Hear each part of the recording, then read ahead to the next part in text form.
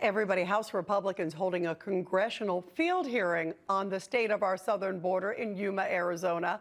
Members heard testimonies from people in the community and examined Homeland Security's handling of the border. Let's bring in former Milwaukee County, Wisconsin Sheriff. There he is, the great Newsmax contributor, Sheriff David Clarke, and also joining us, Texas Highway Patrol Staff Lieutenant of the South Texas region, Lieutenant Christopher Oliveras. I'm so glad to have both of you guys. Sheriff Clarke, let me start with you. This was stunning, what Jason was just talking about, the fact that yesterday alone, 4.5 million fentanyl pills seized basically from the Sinaloa cartel coming into the United States.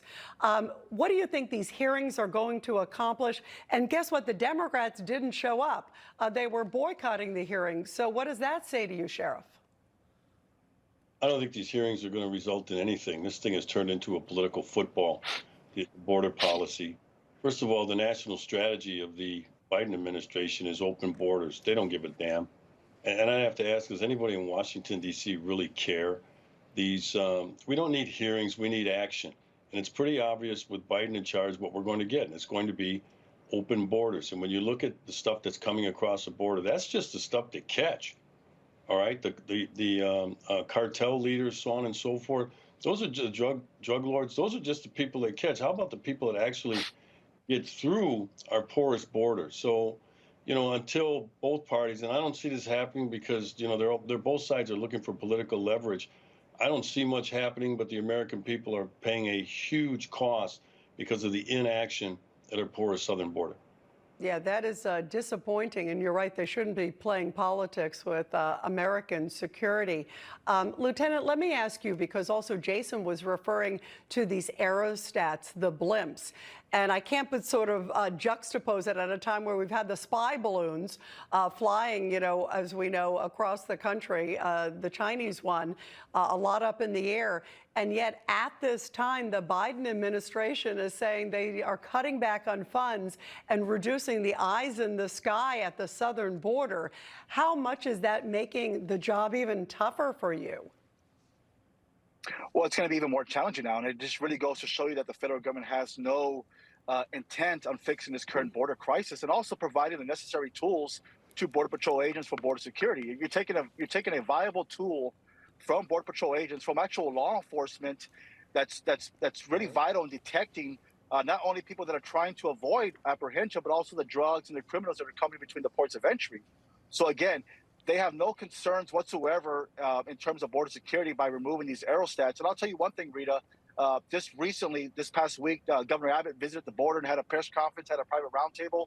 I was present at that roundtable, and he's actually looking into acquiring more technology for state law enforcement. And that even goes as far as trying to look as far as how can we acquire some of these aerostats for us as a state agency. So his top priority right now is border security, but of course the federal government does not want to provide any tools or any viable resources to the federal agents on the boots on the ground, because again, they're trying to remove these aerostats just like they completely cancel the border wall construction.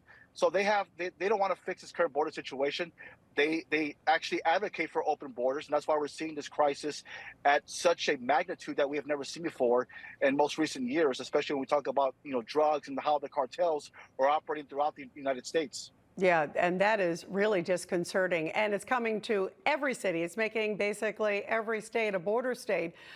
You know, Sheriff Clarke, I was seeing a number, this is amazing too, that New York City hospitals are paying $90 million basically to put migrants in some of these very nice hotels in New York. Now, many of them are full of migrants. Basically, they're humanitarian relief centers. What do you make of the fact that cities like New York, that's an enormous amount of money. That's a huge burden on not just New York, but almost every city in America, because they're coming everywhere. And then the federal government, they're asking the federal government to help with money. And I hope that the Congress has the wherewithal to just tell New York City, no, look, that's not going to fix the problem. That's a Band-Aid. You know, some of the things that are going on. Article 4, Section 4 of the United States Constitution says the United States is supposed to protect the states from invasion. This is an invasion. It's obviously an invasion, and they're not doing it. And so the states are going to have to step up under the 10th Amendment. You know, there's shared authority at the border. I've been to the border. I've been given briefings by Border Patrol commanders. They don't have the resources. Their hands are tied with the policies of Mayorkas and some of the orders from Biden. So the states are going to have to do it themselves. But what I hope is that Governor Abbott and then the governor, forget about the governor of Arizona because she's a Democrat and she doesn't really care about this, but they're going to have to take this into their own hands under the 10th Amendment rights. They're going to have to protect the residents of their state and come up with something, some sort of action. We need action, Rita. Enough of the talk, enough of the press conferences, enough of the, getting together to discuss. We need action at the border. And if the federal government's not going to do it, then the states are going to have to do it themselves. Yeah, you're right. Security is first and foremost. No more photo ops, right? Thank you, both of you. You guys have been there on the front lines, and we appreciate all you do to try to keep this country safe. Thank you, guys. Thank you. Thank you, Rita.